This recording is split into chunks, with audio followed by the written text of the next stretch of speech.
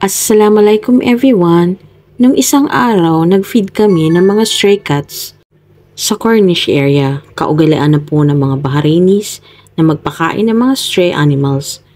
Kalimitan po ito ay mga cats, dogs, at saka mga pigeons and birds. Isa po yan sa mga kaugalian na napansin ko dito sa mga Bahrainis na pinapakain talaga nila yung mga stray cats pag may pagkakataon. Every summer, may mapapansin talaga kayong bowl full of water sa may bintana or sa gilid ng mga bahay ng mga Bahrainis. I mean, most of them. Kasi those are intended for thirsty animals. Pero may kasabihan po tayo na hindi po pare-pareho ang shape ng mga daliri natin sa kamay. So, depende na rin po yan sa tao. Hindi po sa pagbubuhat ng sariling bangko, pero ang pamilya po ng asawa ko ay mahilig po magpakain sa mga stray animals. Katulad po kanina, nagkaroon kami ng family gatherings kasi 'di ba sinabi ko po sa inyo na every Friday family gatherings talaga dito. I think all the GCC every Friday talaga yan. Dapat may family gatherings. Marami pong stray cats na makikita sa bahay ng ate ng asawa ko. Napag-usapan po namin yung stray cats sa bahay nila.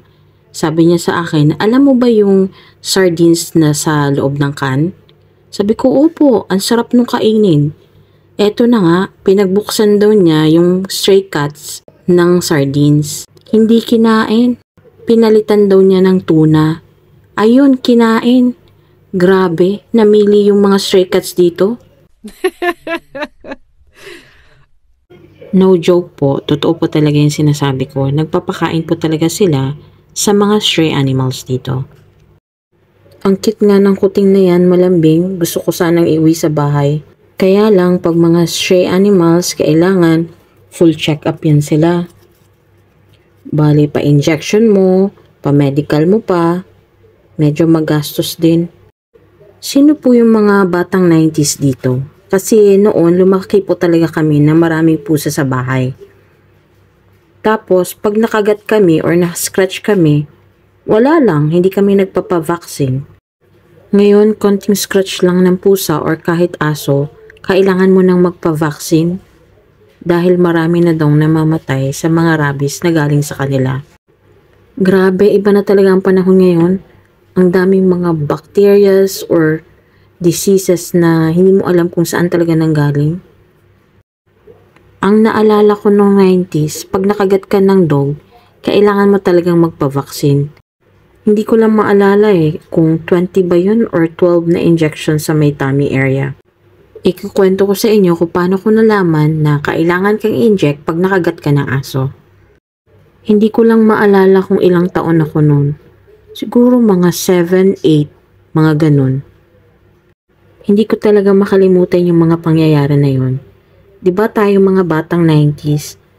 Anon pa tayo pinapalabas tayo sa labas. Tapos makipaglaro sa mga kapitbahay, mga sa kalsada, habulan, mga ganon. Tapos time na po yun ng mga 6 p.m. Naalala ko madilim na pag 6 p.m. Kailangan na naming umuwi. Etong isang pinsan ko, may nakitang puppy. Tinawag niya. At nung hinawakan niya yung ulo, nakagat siya. Pero I'm not sure kung nakagat siya or nasagi yung ngipin sa thumb niya. Iyak na iyak siya dahil dumugo nga yung nakagat. Tapos tumakbo siya sa nanay niya, yung tita ko. Tapos, hinugasan nila. Tapos, nilagyan ng bawang para daw yun pang-alis ng bacteria or something. Tapos, kinabukasan, nalaman namin na yung puppy na yon is owned by our neighbor. Yung as in, kalapit namin na bahay.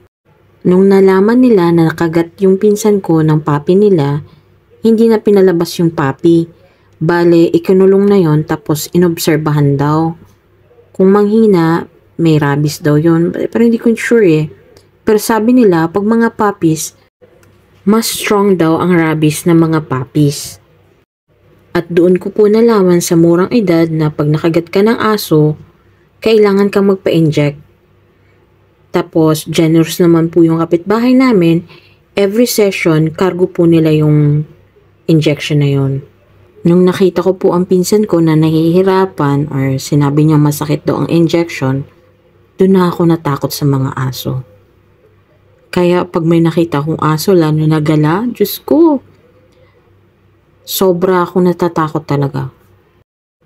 Pero ngayon, pati pusa, may rabies na rin. Nakakatakot na, no? Eto, may nakikain na barakong pusa. Alam ko po na lalaki siya dahil sabi ko nga sa inyo na lumaki po kami na nag-aalaga ng mga pusa. Kasi po, yung late grandmother ko, mahilig po talaga sa pusa. Kaya lumaki kami na nag-aalaga ng pusa. Minsan pa nga, pag may nanganak, pati kami napupuyat dahil inaantay namin na manganak yung pusa. Tapos ang ginagawa namin, kumukuha kami ng box tapos nilalagyan namin ng old clothes para comfortable yung pusa na manganak dun sa box. At naalala ko po, pag nagkasakit yung pusa at namatay, nililibing po namin yun sa may likod bahay namin. Nilalagyan namin ng flower at iniiyakan. Kaming dalawa ng kapatid ko yun. Na-experience niyo rin po ba yun? Ang dami ko nang nasabi, nagpakain lang naman ng pusa. Okay na rin yun, mahaba-habang content na rin to. Pero nung nagkaroon ako ng anak, hindi na po ako nahilig mag-alaga ng mga pusa. Dahil nag-concentrate po talaga ako sa anak ko. Ayan, mukhang tapos na po tong gray na pusa. Busog na po ata. Tapos tingnan niya pa dyan. May pa-stretch pa yan siya dyan.